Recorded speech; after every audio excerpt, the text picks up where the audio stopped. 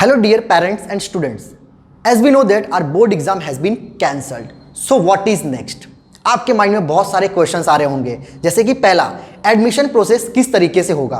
आज से पहले परसेंटेज वाइज डिसाइड होता था कि कॉलेज में एडमिशन कैसे दिए जाएंगे, बट क्या कॉलेज अभी खुद का एंट्रेंस एग्जाम भी शेड्यूल कर सकता है? सेकेंड क्वेश्चन, आप अपना स्ट्रीम किस बेसिस पे चूज करोगे? आपको साइंस लेना है, कॉमर्स लेना है या आर्ट्स लेना है, या आप कैसे डिसाइड करोगे?